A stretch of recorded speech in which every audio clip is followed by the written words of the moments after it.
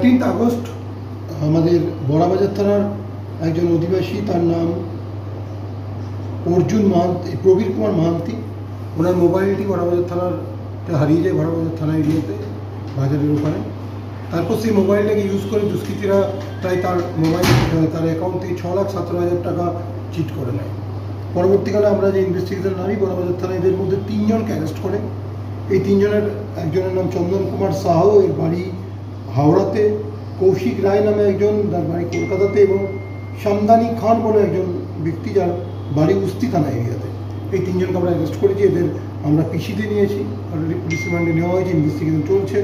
আমরা ওদের কাছ থেকে বেশ কিছু pan card, ATM card, old mobile phone, অন্যান্য ইলেকট্রনিক ডিভাইস, আইডি কার্ড, এসব আমরা অলরেডি রিকভারি করেছি। 12টা সিমও পাওয়া গেছে, বেশ কিছু আধার কার্ড পেয়েছি।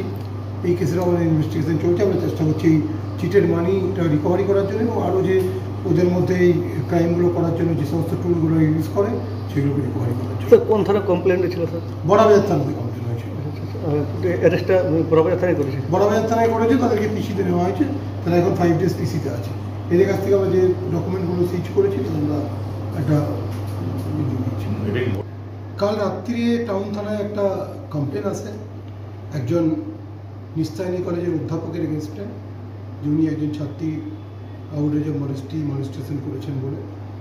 আমরা তৎক্ষণাৎ প্রপার সেকশন অফ লতে কেস স্টার্ট করি এবং ওনাকে অ্যারেস্ট করি।